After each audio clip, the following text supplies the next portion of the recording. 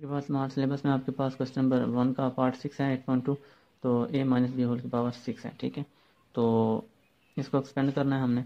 ये a ये b है, तो b के साथ ये वाला माइनस ये b के साथ अटैच रहेगा। ठीक है, दरम्यान में जो होगा वो प्लस हम लगाएंगे, तो ये 6c0।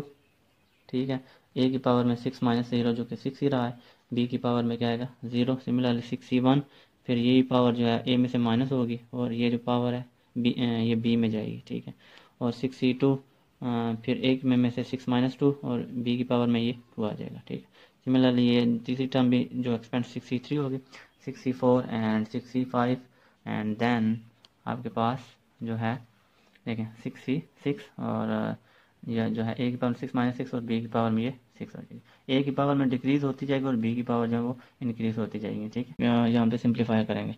अब देखें ये कितनी थी, इसकी पावर 6 थी ना, तो स्क्वायर रूट की वैल्यू आपके पास कितनी होती है 1/2 होती है ना।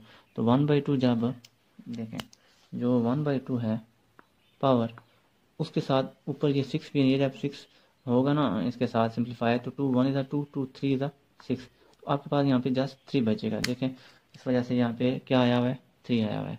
सिमिलरली x के ऊपर भी 6 था ना, तो वो भी कटेगा तो यहाँ पे x³ आ जाएगा। ठीक है, बाकी ये 1 1 था ना, वो मल्टीप्लाई होकर ख़त्म हो जाएगा। फिर ये 6 उसी तरह हमने लिख दिया। अब ये यहाँ पे प्लस था, यहाँ पे माइनस आ गया। देखें ये जो माइनस था प्लस माइनस माइनस आ गया, ये 6 उसी तरह।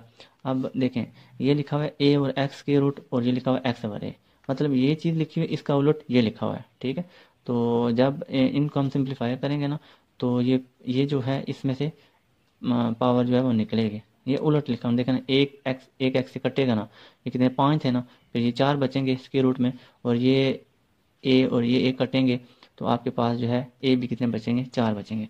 अब देखें ये मैंने यहाँ पे लिखा है, ये लिखा है स्क्वायर रूट लिखा, फिर ए और एक्स, तो ये पावर मैंने कितनी लिख दी 4 लिख दिया। ठीक है, सिमिलरली ये 15 था, ये 15 लिखा। अब ये कितने 4 थे ना, यहाँ पे 1/2 है, तो 1/2 जब 4 से कटेगा ना, तो आपके पास कितना बचेगा।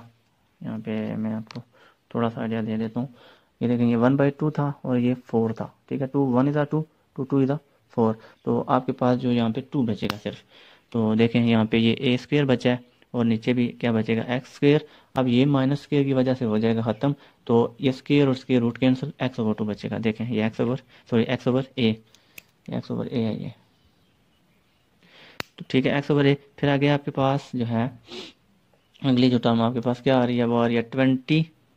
आगे देखें ये 20 लिखा है। अब ये जो माइनस था ना, इस वजह से ये प्लस था, ये माइनस था, इस वजह से यहाँ पे आगे माइनस, और ये 20 उसी तरह लिखा। अब देखें ये भी कितने थे 3 थे, ये भी कितने थे 3 ही थे। ये जो है इसका उलट ये है ना, ये तीनों ये जो है आपस में कट जाएंगे यहाँ